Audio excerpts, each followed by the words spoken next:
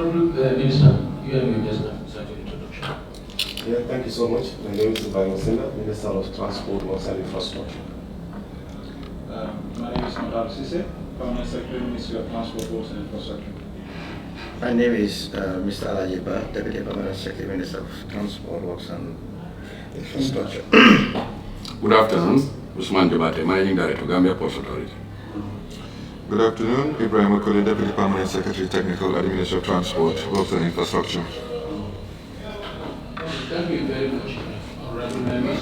Thank you very much, Honorable Minister and your guests. We call this particular meeting today to make it a very, very friendly conversation in the full disclosure class. Because one thing the committee believes and one thing the Honorable Minister and his team believes is there is strong presumption on the side of every government officials to do anything to the best interest of this country. That is why the President takes votes, that is why the ministers take vote, that is why National Assembly members take vote, that is why managing directors and permanent secretaries take vote. The essence of this vote is to do anything to the best interest of this country. So we want to interact with you on the ports, the concession agreement, the ports as with a particular investor, and the full disclosure of this investment. That is what we call you here for. It's not going to be any ritual, it's not going to be any speculation. That is why we want to hear from the actors of this particular process. Then we can provide our advice. Before that, we ask few questions and to make sure that this is to the best interest of Gambia. This is to the best interest of Gambians. Thank you very much. Honorable members, I think we can leave them to do their presentation, and then later we can ask our questions if you have any. Thank you very much, Honorable Minister.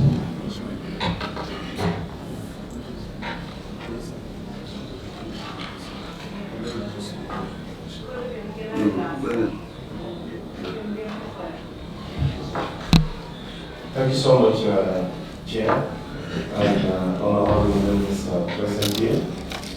We are also delighted and happy that we are here to interact with you on the concession agreement that was signed between Al-Barak and the Gambia government through the Gambia Ports Authority.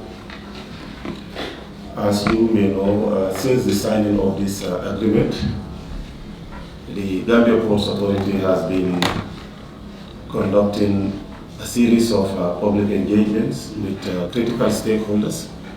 In fact, the National Assembly is supposed to have a direct engagement, the entire National Assembly for that matter, is set to have a direct engagement with the management of the Gambia Ports Authority, I think Friday, this Thursday. And this meeting could not have come at a better time.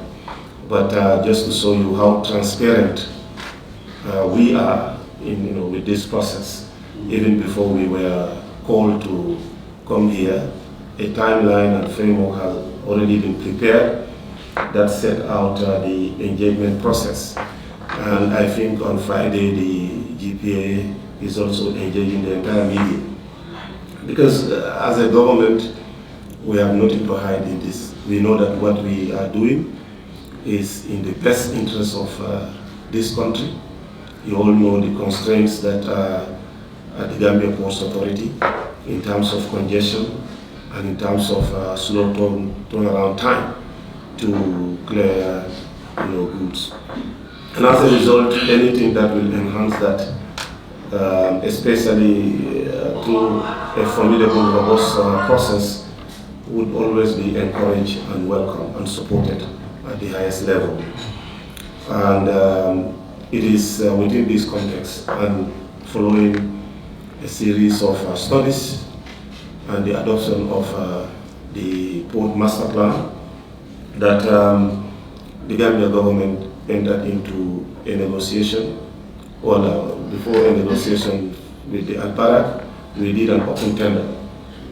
And Al-Barak being selected as the most responsive, government entered into a negotiation culminating in the signing of an agreement that we hope will start very soon.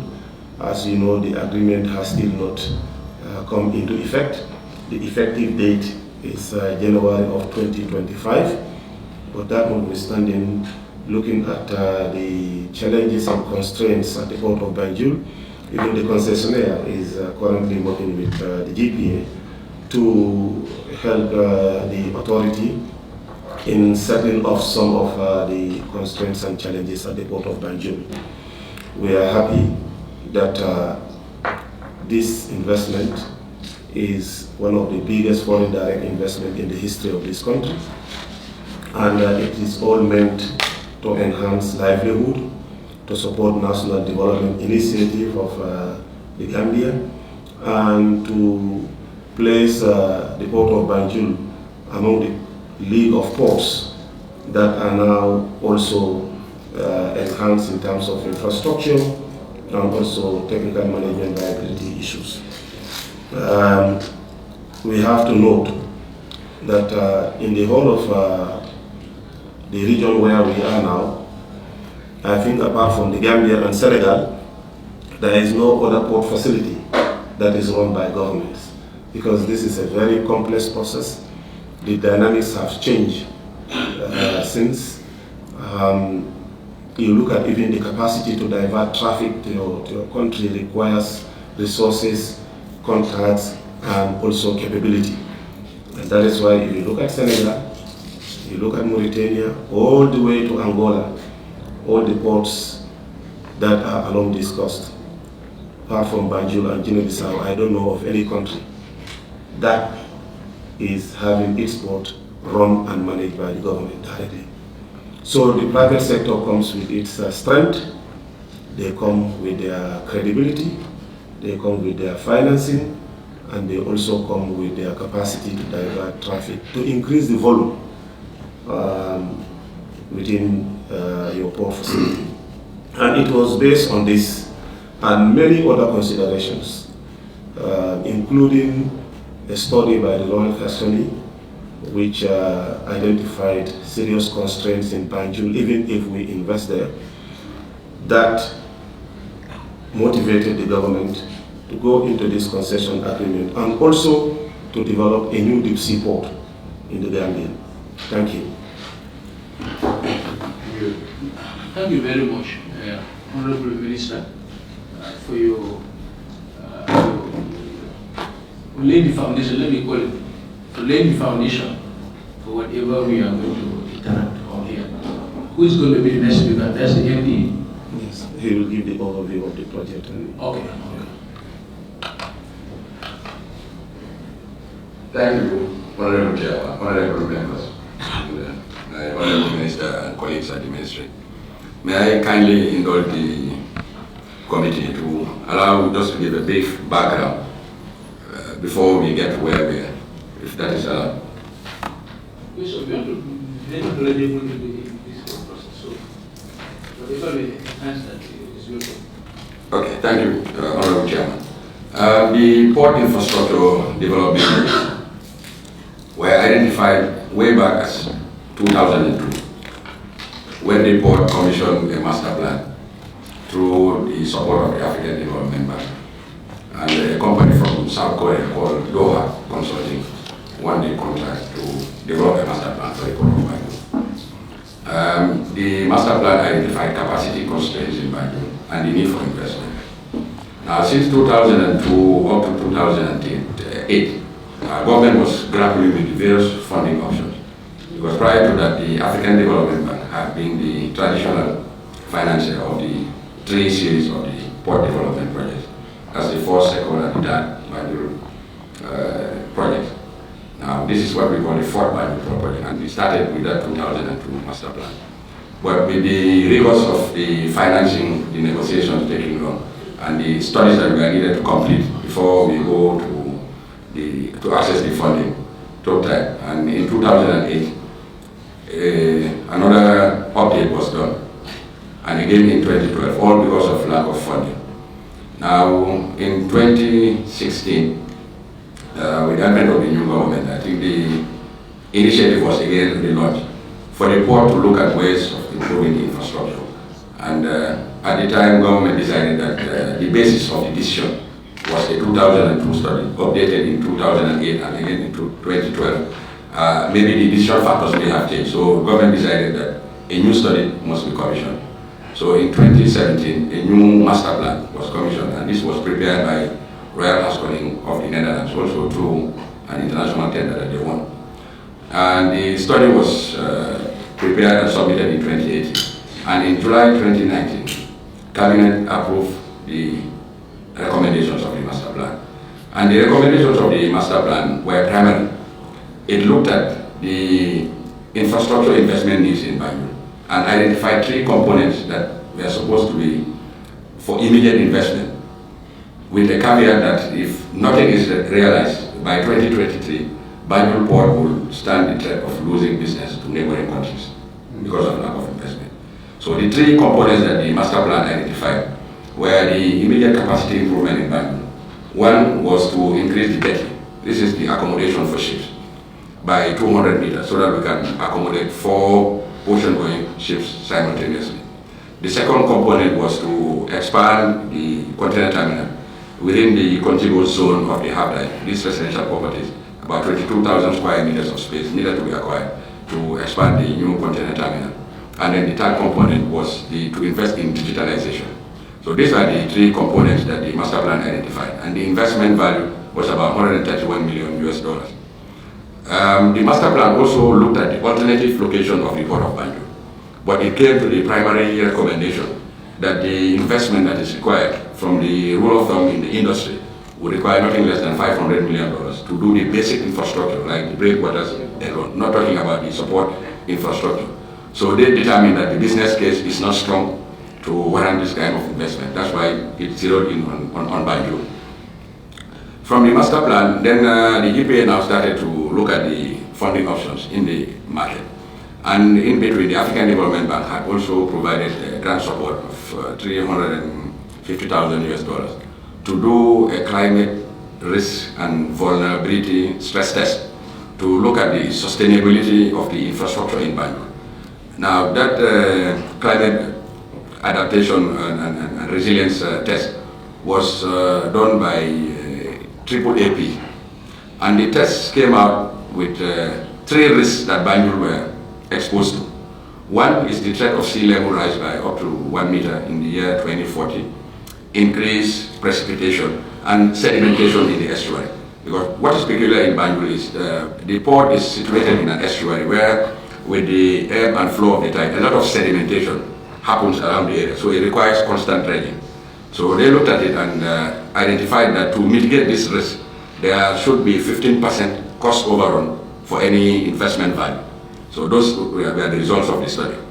Alongside also, just with hindsight, to give you a little bit of background, in 2017, government also had support from the African Development Bank to do a business model for Banjul before we go to the market to access the funding.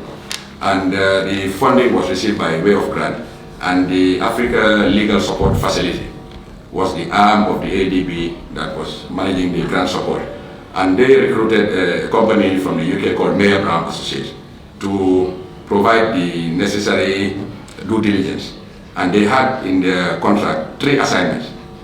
One work stream was to do the legal due diligence to determine whether government have enough legal instruments to enter into a PPP concession.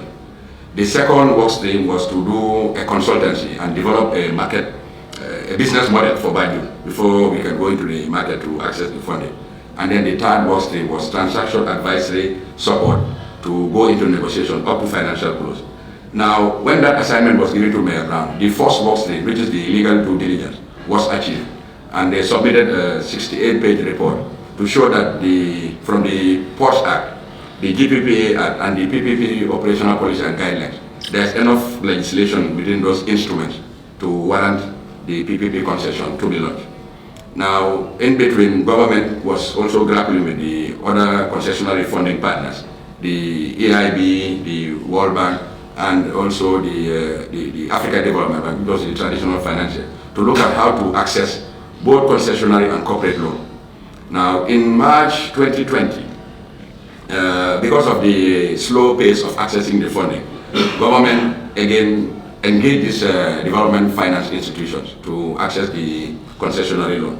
So whilst the negotiations were going, by 2022, the results were not forthcoming because of the rigors of going through all the compliance and integrity checklists through the funding agencies. In August 2022, government decided to invoke the PPP option because the basis was that it has been proven that private sector is faster in accessing the funding that is required to do this major infrastructure project. And like the Honorable Minister said, the ports and shipping landscape has changed.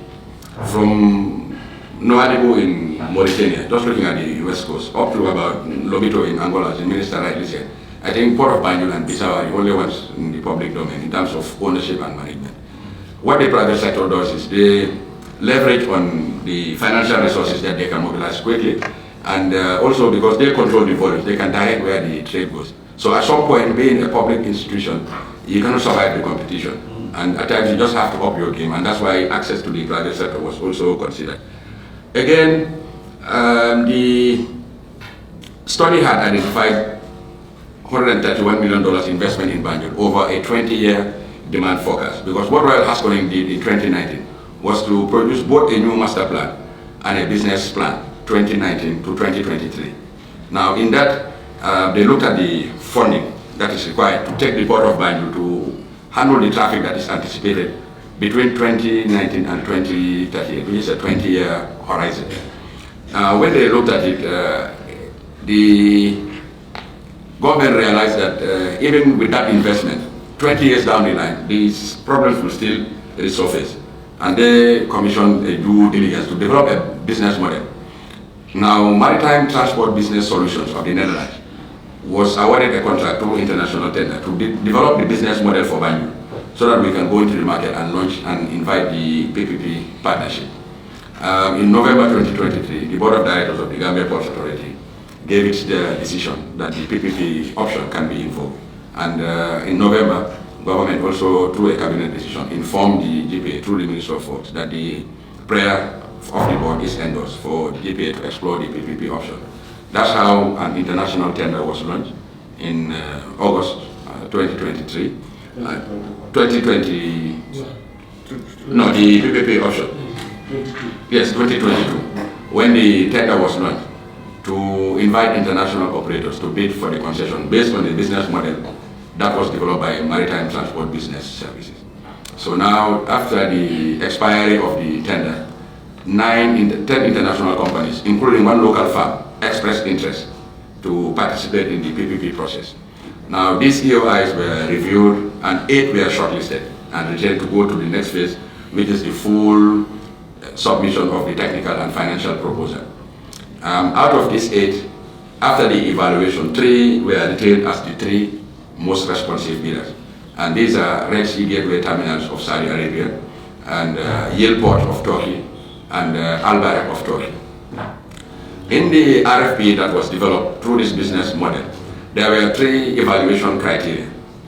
1, the technical proposal, 2, the financial proposal, and 3, its strategic commercial fit. So these were the 3 criteria that were put in the bidding document. Commercial fit. Strategic commercial fit. In the bidding document, it was crafted such that the bidders were allowed the opportunity to propose alternative submissions, apart from the business model that was developed in Banjul. Meaning, if they have alternatives that can add value to the project, they were allowed that opportunity to make alternative proposals. So that's the 3 criteria that were used in the bidding document.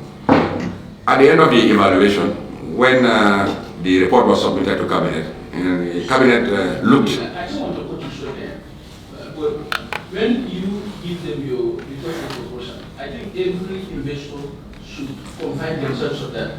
This alternative you're talking about, how was that add value to your own request proposal that you said to investor?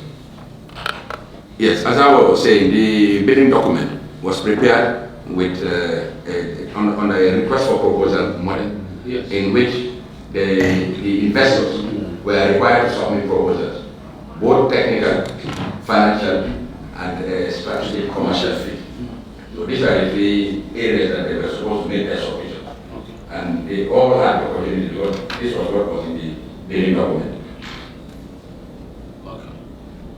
You can proceed. Okay, thank you, Madam. After the evaluation, the cabinet reviewed the evaluation report.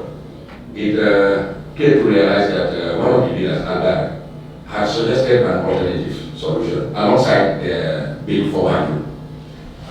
Because of the climate risk that Banjul is prone to, as I mentioned earlier, that the results of the study, government deemed that with all the investment in Banjul, 20 years down the line, this problem will still resurface. And the capacity for the port to expand towards the city is constrained by the port being surrounded by residential neighborhood within its contiguous zone, and also present within the commercial business district in Banjul. Now again, the investment that is required to do a new DC port was beyond the financial reach of the government, or even the balance sheet of the GPA cannot provide the necessary guarantees for that investment. So now the investor proposed a new strategic commercial fit that will look at minimal investment in Banjul, whilst they take all the financing risks to develop a new DC port in Banjul, to address one of the major constraints Banjul has in terms of its competitiveness, which is the draft restriction at the channel into Banjul. It is so peculiar that the ships of more than 9.5 meters cannot access the channel to come into Banjul. That's why in Banjul, most of the vessels that call here do a direct feeder service, because the vessels that come along West Africa are like, we call them West African mass vessels. These are very light vessels with 12-meter draft, and they carry big volumes, and they do port-to-port call. So by that, because they cannot access Banjul, a special feeder is always deployed to Banjul. And at times, that's why there's often this outcry that freight rates to Banjul are higher than compared to neighboring ports. But it's because of the load factor. The vessels that are coming to Banjul are direct feeder vessels. And because of the nature of the service, they charge higher rates than when compared to neighboring ports. So those are some of the factors that the investor put in their commercial proposal, that if with all this investment in 20 years you'll come back to the same problem. So we are making an alternative to construct a new deep sea port that would have at least 12-meter draft, so that Banjul will open to more competition. Let's continue here. You see, there is an opinion going around that we build this port. It's operational. We get it an agreement. We are relegated to 20%. When the investors get 80%. Now you are now telling us it's not like that. They are going to build another deep sea port, adding on what we have. Because what many people don't understand is we thought that we build our ports and it's operational. We bring an investor, we have 20% and the investor will be 80% without adding any other investment into the port. So now you are now telling us that's not the case. The case is they are building a new seaport. Is that what you're telling us? Yes, Honorable. I was just trying to catalog how we got to where we are now, and I was going further to come to what are the highlights in this concession agreement. It will all come at the yes. Yes, coming back to the proposal from Albert, I'm trying to explain the decision factors why government invoked the strategic commercial fit. Because apart from doing the new deep sea port, the investor also realized that the river could be the game changer to enhance outreach to third countries. So in their commercial proposal, they proposed to develop an inland logistics platform, both in Kabul and Basel, and also to redevelop the Banjul shipping. By their commercial proposal, you mean that is the one that is awarded the contract? Yes, that's what they put in the third criteria. You know, they invoked the third criteria. They submitted the financial and technical for Banjul, but then they invoked the third criteria, which was in the bidding document, to say that apart from our submission for Banjul, we are proposing an alternative. So that's how this strategic commercial fit was invoked, and these are the elements that they put there. So now, when government took the decision, this same commercial proposal was opened up to the other two bidders that were also qualified. That is Red Sea Gateway and Yale-Port.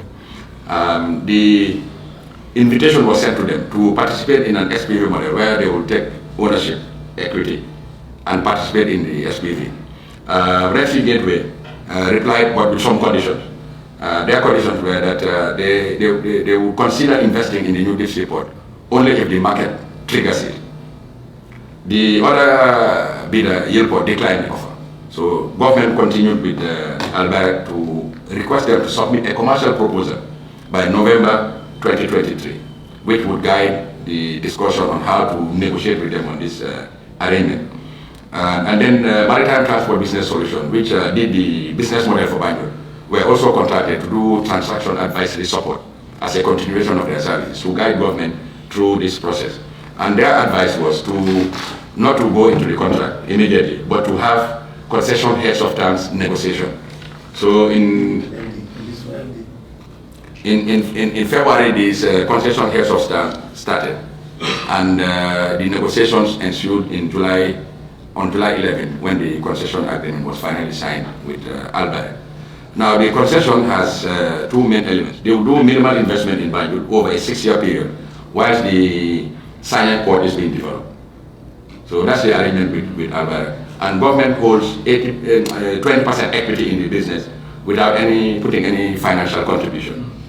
They will invest, improve the infrastructure in Banjul, and do the components that were highlighted in the master plan. Government will benefit from the gross revenues that accrue in the business in Banjul. And then a percentage of what is deemed to be the profit, net profit, while they're operating in Banjul, will not be carried away by the investor, but it will be put in a reserve account on an escrow for investment. When the Sanyang investment becomes due, government will have to tap from those sources to invest in Sanyang.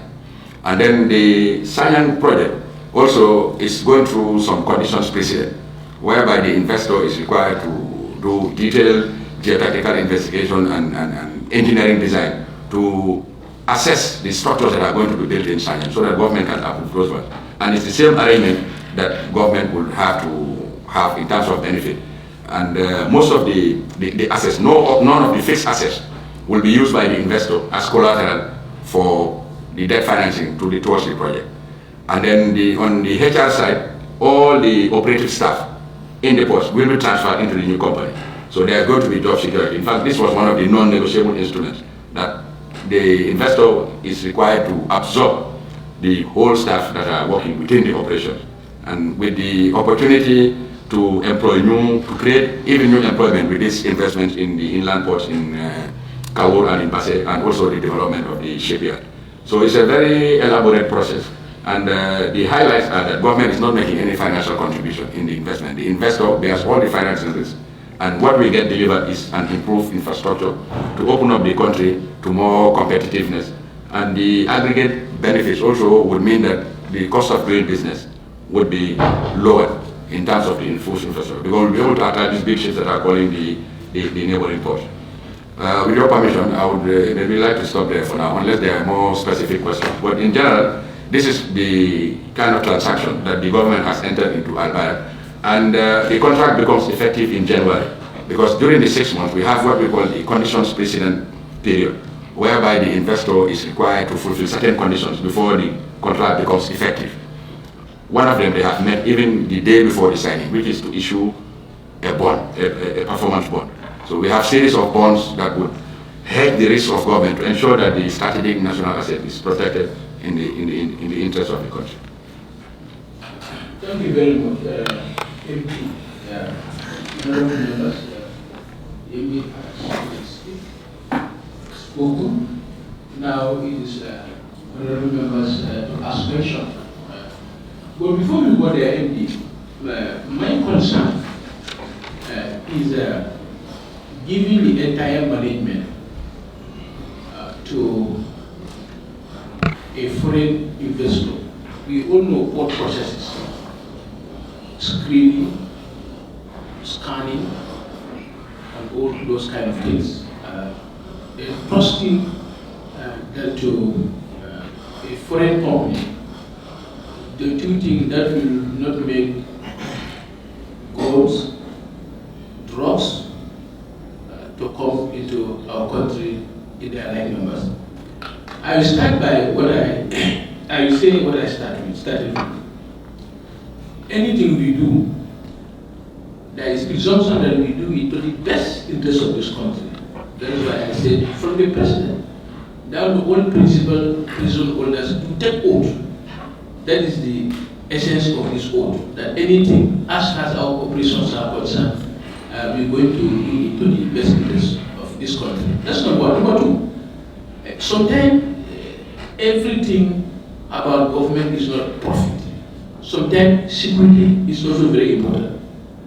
It's not our priorities and our thinkings as government cannot always be profit, money. Sometimes the security is also very, very, very important. So we will further scrutinize all of this. You have said a lot, and I'm so hungry we must pay attention. But for us to pay more attention, I will request for the following documents. Number one, master plan that has given all of these concepts. Number two, the bidding process. All the companies that took part in this process, their submissions. And we will also want to have the evaluation report. The evaluation report, those who preside over this evaluation, how this particular company were awarded. We are doing all of this to the interest of the country, like how we have taken on to do the best. The last one, before this company is awarded the contract, there must be a due diligence process. That due diligence process will lead to a due diligence report. The company will also want to have a due diligence report why this company is awarded this contract. What the due diligence report should contain the credibility, the integrity of these particular companies in places where they operated, where they are operating, or where they are about to operate. I think the due diligence report, in my opinion, should be able to have all of that. So when we get that as committee, we will sit over this frankly, and we will do the needful to all of these documents, and also on our side to inform Gambians we are on track as far as this particular investment is concerned. The committee will meet further, as I say, to look at this, the documents one by one, and our interaction on ports will be very frequent as far as this particular investment is concerned. It's heavy, and it has to, for me, in my opinion, it may change the country, as highlighted by the Honorable Minister. But before we get into that, we first have to establish all of these things. Honorable Minister also mentioned in his statement there were a lot of wide stakeholder engagements.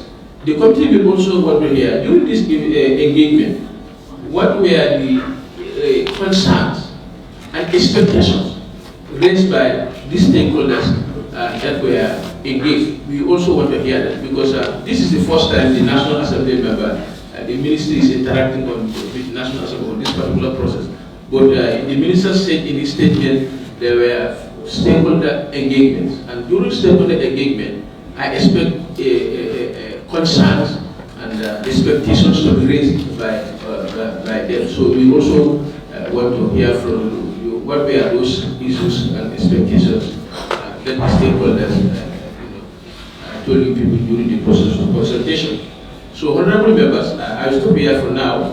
As they were talking, I get few questions which we are going to ask them later. But now the floor is open to honorable members to ask the ministry reports relevant questions related to this particular subject matter.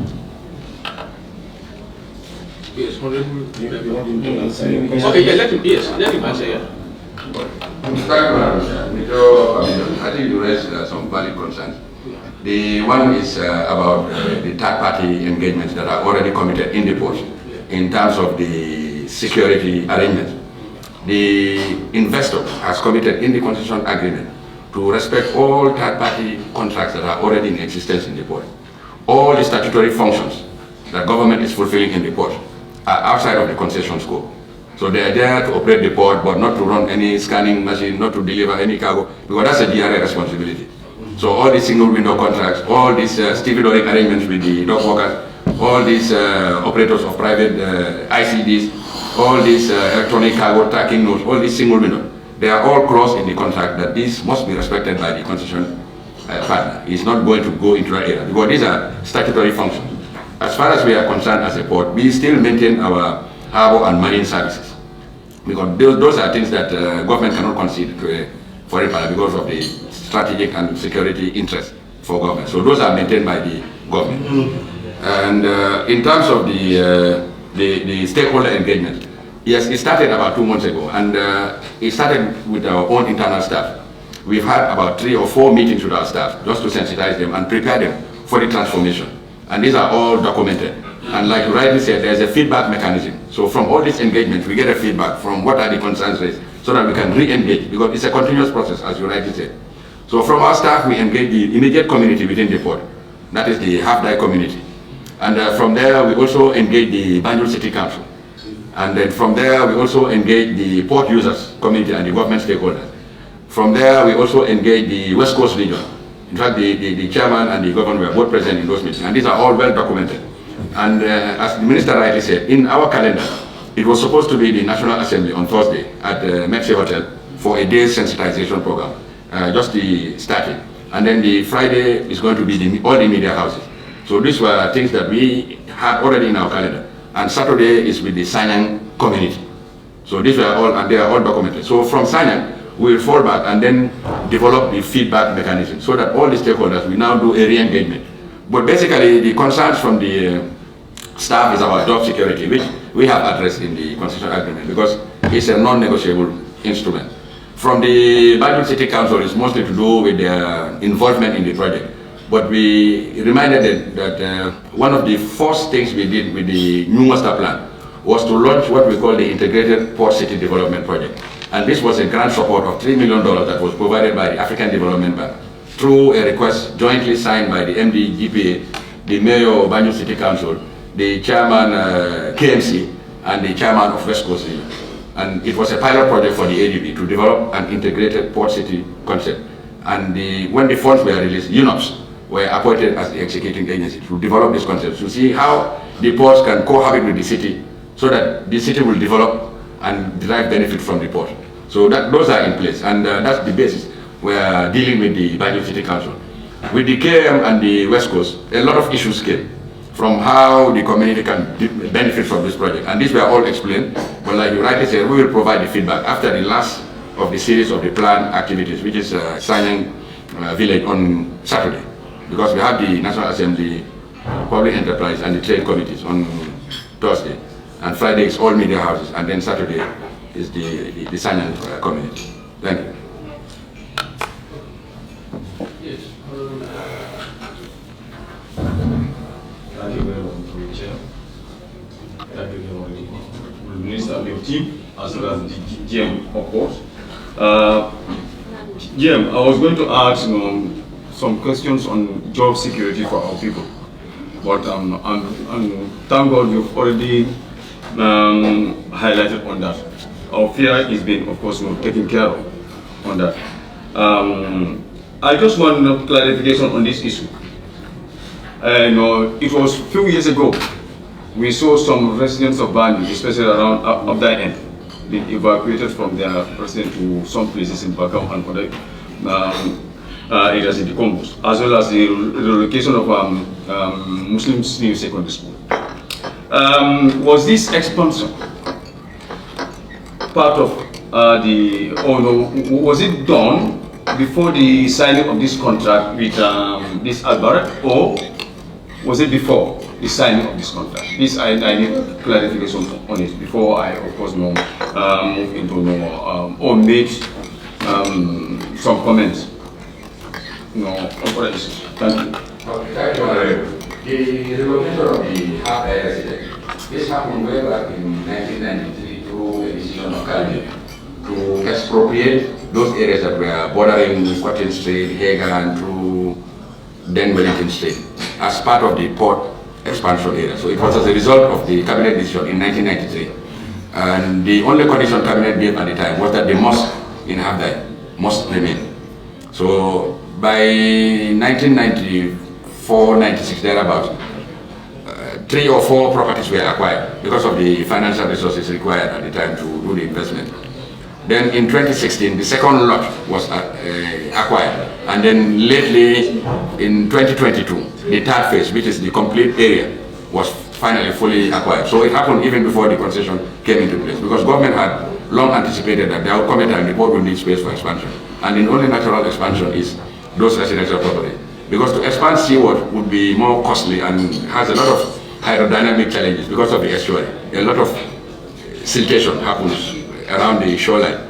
So to do marine infrastructure seawards, like to reclaim the land inwards and build a port structure, would have been more expensive, and it's not cost effective because of the hydrodynamics in the estuary. So that's the problem. But the residents that were acquired, the properties that were acquired in Havdai were through a negotiation, and the property owners did their own valuation. The GPA did its own independent valuation, and where there were variances, there was even some independent parties that were called to mediate between the two with a view to having an amicable resolution. So all the properties were successfully acquired, and part of the negotiation included government allocating an alternative plot of land at the Kachikali, such that in the event families that own properties in Havdai were desirous of constructing a dwelling house to maintain the family heritage, they would have been given the opportunity at Kachikali. So that's how the Kachikali plots came about. With Muslim, the owners of the Muslim Senior Secondary School are the people that approached the GPA to acquire the property, because the enrollment numbers had gone down to the level that the school was not sustainable. And even in terms of the infrastructure, the building was not maintaining its structural integrity. So that's why all of these things culminated in the owners, which is the Banjul Muslim Community, Muslim Association, something like that. It was different from the Muslim elders. So they approached the ports and we negotiated and settled. With GTTI Annex also, it's the same. The ministry approached the ports because the facility was underutilized for many years, and they approached the ports for its acquisition. So that's how the process went about. The reason I asked this question is that I believe that particular area belongs to it. But we've been seeing containers offloading somewhere, parking somewhere around this end, around, how do you call it, this place? Bondo. And my belief is, before you hire private residents for the parking of containers, why can't you do something for yourself at that time? Because already money has been spent on that space for how many years? Nothing has been done there. This is what I cannot understand. Thank you. Yes, any? Yeah. No, he's coming. Yes, thank you for that question. I think the space we need in the port, the business has far outgrown physical space. That is one. Because the area we have to handle containers is about 67,000 square meters. And with the equipment we have in use, it is amenable to handle 1,500 containers on a typical day. But if you go to the ports right now, what is happening? You have containers in excess of 2,500, which means it's beyond our capacity. So that's what has been leading to the congestion. So now the operator of this private facility at Bond Road, it's not a monopoly, number one. It's just that it happens to be the facility that is readily available so that we can evacuate empty containers and create more space within the port terminal. So the development was slow, but the first phase was already developed. It's already part of the port, the one we acquired in 2016. It's now the second phase that we acquired in 2022. This 17,000 square meters that is now being developed. And whilst we are going about the development, this concession agreement came in. So it's part of the investment that the investor is required to do to expand more space. And you rightly said, the more space we have, the more we can control the activity that belongs to the port. But the handling of the empty containers at a private facility was born out of necessity. But it's not a monopoly, and it's not the norm. It was an exceptional situation because in 2021, the port was so congested. And this area we have been leasing. If people can remember, as way back as 2012, the port had what we call the Saro Logistics Center. We were putting empty containers at the facility at GDC because of lack of space. So the signals have long been there that we need added space to handle these containers conveniently. Now, the place in Bondo, we've been renting at $52,000 thereabouts per annum. And the terrain was not amenable to handling containers because it was just mere compaction. And the terrain was so undulated that it caused a lot of damage to even our own equipment. And during the rainy season, no activity could happen there because the terrain was not accessible. So when the lease expired, the property owner decided to not to renew the lease and then went ahead and developed the property. So they have a service level agreement with the shipping line. Because the thing is, the port is not mandated to even handle this empty containers because they belong to the shipping line. We handle imports. If containers get delivered to consignees, it's the shipping line's responsibility to bring those empty containers back to the port to be loaded onto their vessel. But it's a business opportunity for the port, which we are taking advantage.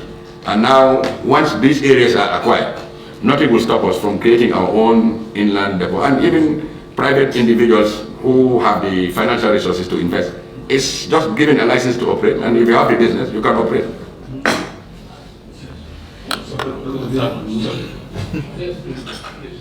The reason I asked this question to you, I had an information from one of your own insider. Maybe probably he's no more working with you, but no, he was a senior staff there. Alleging you of conniving with the owner of that place for the evacuation of the containers to that place, so that in fact you have a business interest in that in that contract. That's what he said. No. I want this man to clarify himself. We are on topic. Okay. This has been going on. Okay. Yes, thank you. Yes, can I give some of these questions? It's not personal. It's because they are public officers. We are open to scrutiny. Thank you. So to allege that I have a business interest in a private facility, it's very easy to prove. That's a serious indictment. The company proprietor can be at liberty to disclose the sources of his funding. The only problem would have been where I have a pecuniary interest in it, and then I'm working at the port. There will be a conflict. But thank God that it's not what has happened. I can only say what I know to the level that I control information and what is happening around me. But what people speculate, I have no control over. But anytime I'm called to question, and I'm a public officer and I'm open to scrutiny, I will always speak the truth. Thank you. Thank you very much and all the technicians here present. MD, I just want you to throw more light on as far as the expansion of the port, what percentage the investor will get and what percentage the government will get. Thank you. The investor holds 80% shares and government holds 20% shares with no financial contribution in terms of paying off for shares. I think that is important to highlight because the investor bears all the financing risk. What we've been able to craftily negotiate and get the investor to agree is that the asset is very strategic to the country. And in as much as we are not making any financial contribution towards the investment, we reserve the right to hold certain equity. In financing, some call it sweat equity. It's like we're giving you a business that is already there because you are not coming to invest to start bringing ships and containers because the business is already there. So the future cash flows that derive from the business can even be discounted and they can be placed a value on. So these were the parameters that we use to negotiate with the investor to get them to accept government to hold 20% equity. And I can tell you with certainty, it was not an easy process to get the investor to agree. Because what they have said is, okay, then you have to put in your fixed assets so that we can use it as collateral to take the debt financing in the market. But we said, no, our fixed assets, the land area and things, we cannot allow you to take it to the market. In the event that the debt is not fulfilling, then our asset will be placed as lien in the market, and we cannot afford that. And we've seen such situations happen in other parts of the world. So we're just trying to hedge against those risks.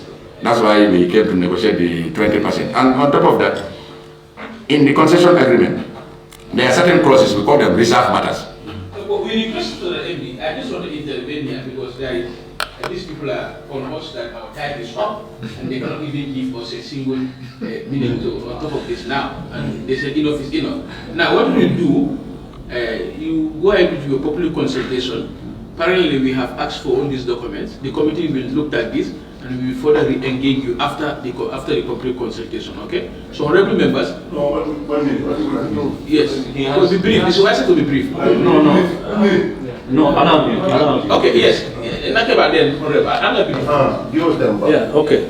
Thank you very much, Honorable Speaker, and then the Minister, the Permanent Secretary, Honorable. In your engagement, meeting. in your engagement, Minister, you have talked about enhancing livelihood and equipment for usage into the community. So how do we intend to do those things? Yeah.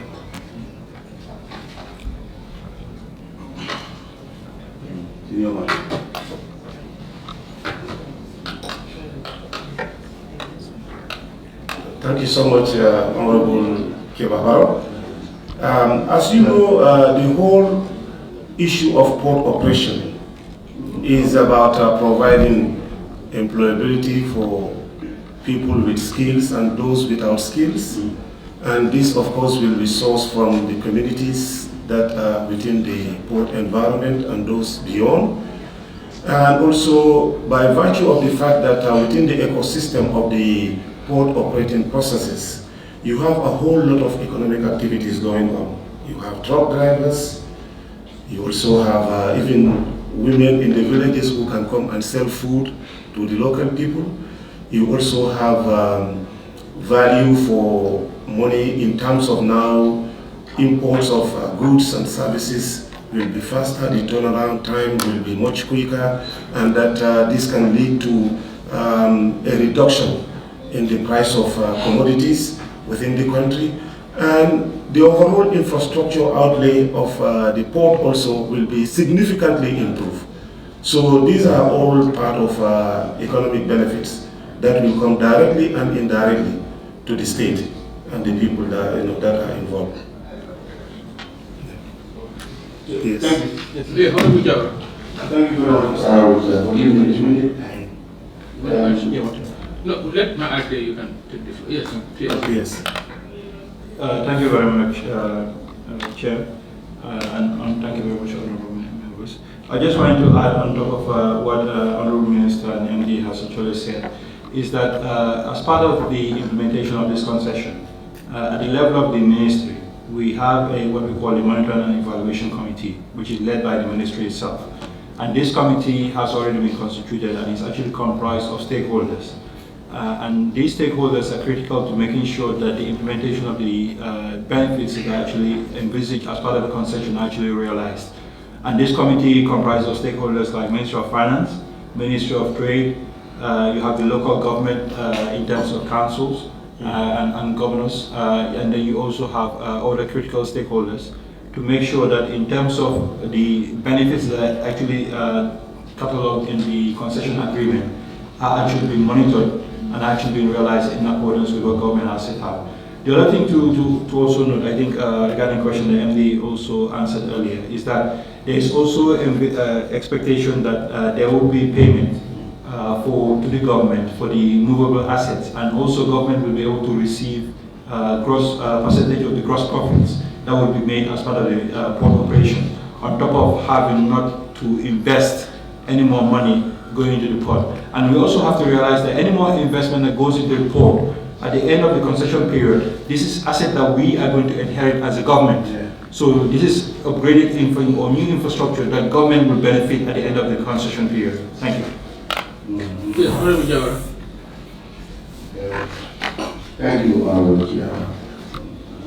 And Mr. Abbas. Honorable Chair, I mean, just make a brief background checking on the company Albertas. It was established in 1950s after the earthquake in Turkey. They have been investing in many countries. Countries like Conakry, Mogadishu, which similarly our agreement that has gone through, that's this revenue sharing, is in line for years. Because you don't want to just to build a post because of the crowding of, and the same students also came back to us. Because as we are living, we are growing. As you are growing, you expect the economy to grow. Are you clear in that avenue in line? Thank you very much. Those are the issues that I have. Thank you. Yes, thank you. I'll just start with the allow Andy to cover this. I think at the level of the ministry, as the policymakers, it's very much important to understand that it's policy decisions that actually translate into these operational agreements and these contracts. And this is guided by information which is derived from these assessments and master plan. One of the things that we currently have as part of the Fort Port expansion is at the level of the ministry, with the support of the African Development Bank, we have what we are calling the multimodal transport assessment that is being done. So this is looking at river transport, it's looking at maritime, it's looking at aviation, it's looking at road transport. Because building a port is one thing, but the connecting roads to the port, the connecting infrastructure and how you need to get goods from one point to the other is also very critical. So there is an ongoing assessment, which is, like I say, the ministry is leading to look at how all these things, in terms of infrastructural development over the years, can actually be put together. Because, for example, we need to also look at it in terms of, okay, if the port is ready, the new port, what road infrastructure do we also need to plan for now so that the road can actually handle the goods that are coming out of the port? You understand? So these are things that we are actually studying as we speak, as part of the port expansion project. The other things that I think you talked about, maybe MD can also talk about that, but just to give you an idea of what we are doing as government. Thank you. Thank you. Thank you, Honorable. I think your concerns are very valid and pertinent. On the side of the due diligence, it was of course done when government looked at how to hedge the risk of non-investment or commitment and then not realizing investments. And in the concession agreement, it's very clear. Government is not making any financial contribution, but the risk of non-investment is also hedged by the investor required to carry bond, from investment bond to financing bonds to performance bond, even KPIs on what level of productivity we expect. And these are all linked to some of the payments that are expected in the concession agreement. So yes, the due diligence was done in that regard, because they were first required to show proof of the financial funding, because they are the ones who claim that they can finance the project. So the due diligence was purely on that. The sustainability is right, because that's why during the conditions precedent phase, which is now what we are experiencing, this 6 months, before the contract becomes effective, the investor has committed and mobilized resources to improve the efficiency in Banjul. So, but because the contract is not yet effective, we commit them to a separate agreement. We call it no regret investment agreement, where should the contract become non-effective, it will be subject to some termination and compensation clause, because they would have already invested some resources, just to show the commitment. And one of the things that they are looking at is to increase ships accommodation, to reduce the congestion. Because like rightly said, Sanyang is a phased development. It will come maybe 6 years down the line. So what do you do in between to capture the traffic and make sure they stay? Because if the congestion allows traffic to divert, to bring them back in would be a very difficult process. That's why we want to catch them now while they are around. And in terms of the master plan taking care of the future development, I think the government is very conscious in its aspirations. They are looking beyond the Sanyang port.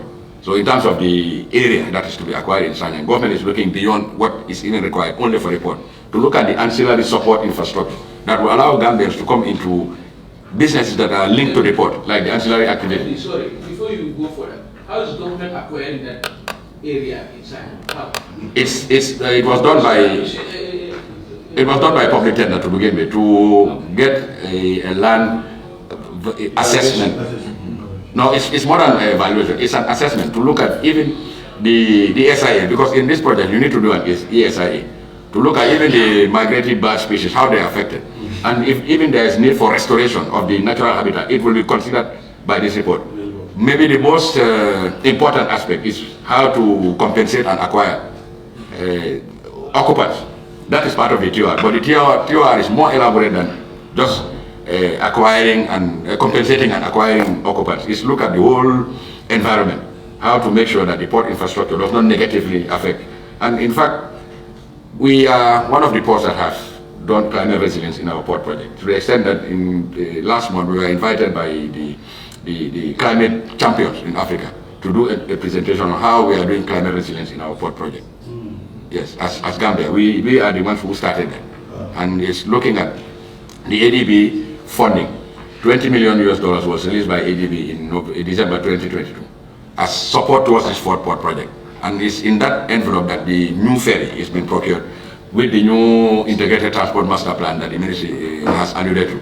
And looking at gender inclusivity, how to create jobs for youth and the unemployed, particularly women folk. So these are all not plans now, but they are projects that we are implementing. So it goes beyond looking at only the port infrastructure. It's the whole ecosystem that is being looked at. And talking about laborers, we are very sensitive to them because they are the ones who are in physical contact with the cargo. So if you don't take care of them, expect that the logistics chain will not flow. We are very mindful about their plight, and because they are important elements in the whole handling process. So they are part of those that we consulted. And what we are doing in Banjul right now is to even cater for their welfare. Because if they are not well taken care of, nothing will move in the port. So they are part of the whole transformation process. Thank you. Chairman, with your discussion, with your discussion, Chairman, you talked about the cow. And I cannot go and leave it to you go without it, you know. No, the cow is in my heart. MD. Yes, Honorable Minister, you know, in 1980s, when we are at war, we had, you know, Kaun was one of the provisional town that was clear all these facilities. That was a dry port in Kaun, where normally they took, you know, take cargoes, sugar, rice, you know, essential commodities. Even sometimes, even during rainy season, farmers don't even collect laborers in Kaun at a particular time, you know, where who wants to go and work for you, you understand? But obviously then Kaun was dead. How can you change Kaun to Kaun before? Thank you very much. Thank you, Honorable. I think, Chairman, thank you very much, Chairman.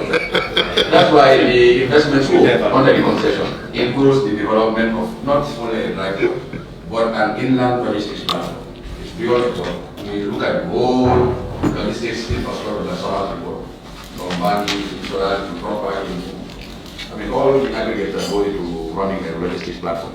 So the Kaun and Pase are included as scope in the concession agreement. So the investor is committed to it. And in the concession agreement, it's going to be run like a JV between a JV, because there is third parties that are also interested in this river revitalization project, which is one of the 8, I think, strategic enablers in the new NDP.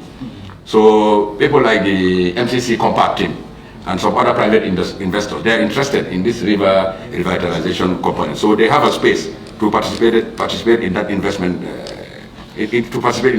space. So it is central in the concession agreement, and it is the game changer in our country's competitive drive to reach that countries.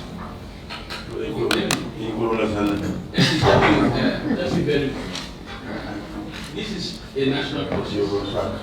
Means it doesn't belong to everybody. In the next 30 years, I'm going to be 72 years. Sure. In the next 30 years, you'll be 80-something years. I'm very sure. So you told us everything good side. Can you please tell us some risk? What are the risks of this particular arrangement? That's number one. Number two, if there is, let's say the project starts 2025 and 2010, there is a serious downturn in global shipping agency, you know, we'll be affected. How our interest is going to be protected during that particular period. But first start from the risk associated to this project. Well, thank you for that question. The risk associated with this project is for non-investment. If there is no investment, and as I said earlier, the business model that was developed by Royal Asconi in 2019 was for 5 years. It looked at 2019, 2023. And it identified a major risk that if no investment is realized in Banjul, we stand the threat of losing business to neighboring countries. And this is one of the main factors why cargo is diverted to neighboring ports. because business is all about turnover. If you ship containers to another port, the risk here is, when we effectively enter into this agreement, we effectively enter into the implementation state. The risk, the disadvantage of it, that's my question. Well, I was going to answer that, Honorable. With all due respect, I was looking at the risk of non-investment. And then if you go into the investment plan, what are the risks? All the risks are that government is not making any financial contribution in this arrangement. So the risk of having to put up resources, tied out resources, is not there. So again, the risk we have is for non-performance by the investor. And this we hedge against the investor carrying out bonds. They have bonds for performance, they have bonds for investment, they have bonds for the infrastructure development, and they have bonds for even non-financial and legal. It's a whole range of risks that we try to mitigate. Because we are also aware that in the event the investment is not realized, where do we fall back? So that's how we hedge those risks. And since it was an open tender, the investors that also manifested interest are still around, and you know, the contract is such that there's some termination and compensation clause, which is a very legal process that we take. But all those risks are hedged in the contract. I can tell you with certainty. Thank you. Yes, please. Yes, Mr. Chair. If I may just add, obviously there's no engagement that doesn't have downside to it. But when you are going into decision making, you always analyze and do a kind of cost-benefit analysis of the decision that you're going for. I think what MD is highlighting there is that not investing is going to be more costly than any risk that would materialize as a result of the concession, because the impact to our economy and the strategic location of Gambia as a whole is significant, and that's what the study has already highlighted. In terms of the contract negotiations, yes, there is risk, for example, of non-performance, which is why we have a performance bond, which says that if you don't perform this bond, the government can call upon it and then obviously go and work with somebody else. There is a risk of non-investment, which is to say if you are committed to invest in a certain amount and you don't actually bring forward that money, then we can also use that bond. So these are all things that are obviously risks that are involved with the project. But for us as a contracting party, it is also our obligation to see how we mitigate this risk by leveraging it against, like I said, some of these bonds that we have included in the contract.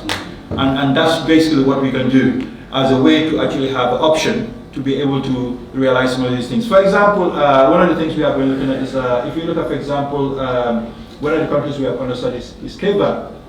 They signed a 40-year concession for the airport. For the airport. After signing it, COVID happened. I mean, how many people saw COVID coming? And they already committed 40 years. But what they actually did is they renegotiated, and the concession is still going in. And they were able to implement that. So for example, like what you were saying, yes, we don't know what will happen in the shipping industry, but you actually have some of these built-in mitigating factors, and that's what you actually do. And that's what they have been able to do. And like I said, the concession is, for the airport is longer than ours, but there, again, the concession has actually been able to readjust and continue post-COVID, when, for example, the airline industry was suffering and a lot of flights were not, or airports were not getting revenues. So this is just to give you an idea where we are also learning from others to be able to make sure that our concession is very strong. And one of the things I can say is that KFAD has already expressed interest in coming to Gambia to study our concession, because they very much want to follow our model. So that's something that they're also looking at. Thank you. Yes, thank you very much. Finally, we got notice. These people that we should leave. So, Honorable Minister, thank you very much on the last note. I read the statement on behalf of the committee that we are very concerned, we express our deep concern regarding this agreement, and we understand the potential benefits of this partnership. But also it is imperative that these agreements are negotiated transparently in the best interest of Gambian people and with adequate safeguards to prevent potential abuses.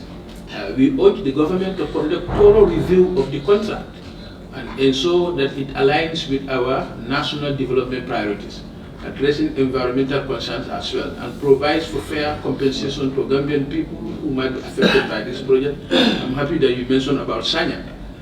Furthermore, we call for greater transparency in the bidding process. That has gone already, but probably the project might attract further bidding process as well. So we always encourage transparency, because all this noise around is like, there is no little bit of whatever. It's now we have taken that step. But if it was open to what you told us today, and this is something that is that every Gambian know before, I'm sure the perception will be very, very different. So we vote for greater transparency, whatever process. As I said, this is a national process, it doesn't belong to me. So let's be very transparent so that we, at the end of the day, we have indication to follow. For everyone, Mr. Alioti, thank you very much. That also to exactly show us. Thank you, Honorable. Just to assure you that most of the issues that you have highlighted as concern have already been addressed. When you look at adequate compensation, that is already taken care of in the project. Also, transparency, you may recall that even when the negotiation was completed, the MD and the Chief of Staff were on one social media platform for almost 3 hours, and people were questioning her. I think probably people were not paying attention to those. And then you will also realize that even the local radios, the MD on a consistent basis, I think for one of the local radios, every month they had an update session on that particular radio regarding this project. Also, in terms of environmental concerns, the success of this project is very much contingent on environmental impact assessment that will be conducted, and that will be respected, and that will be followed through at every stage to the very last end. And also in terms of viability and sustainability, I mean, there is a whole section on viability and sustainability of this project in the contract. There is no perfect system, I know, but I can tell you that this process went through a very, very rigorous process, and that government had also reviewed this even before we gave consent to it. There is a whole ministerial task force that was set up, involving about 7 or 8 ministries. And also we have a technical committee comprising of the GRA, the Gambia Ports Authority, the Department of Trade, and also permanent secretaries of about, I think, 6 or 7 ministries, including the Secretary General and the Chief of Staff, that are part of this technical committee. So what happens is we have a, I think, 4-layer system where the GPA at their level will discuss on a weekly basis on this project and look at all the potential issues, you know, that may emerge. Then this is elevated to the technical committee that is at the national level, including, you know, a number of ministries. And then from there it comes to the ministerial, the cabinet subcommittee that also sit on it, on the recommendations coming from the technical committee. Then from there, we also go to cabinet for scrutiny and approval.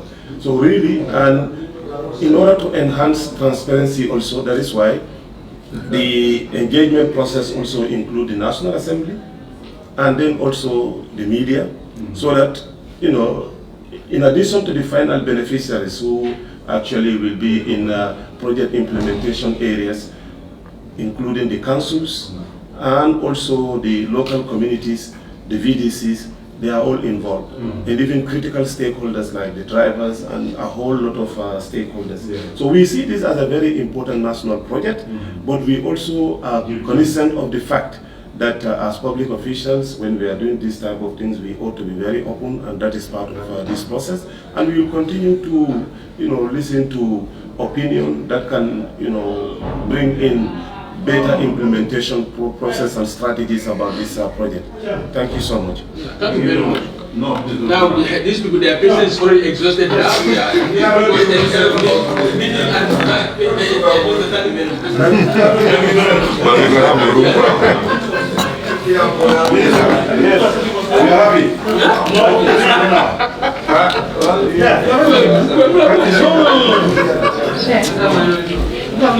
Yeah.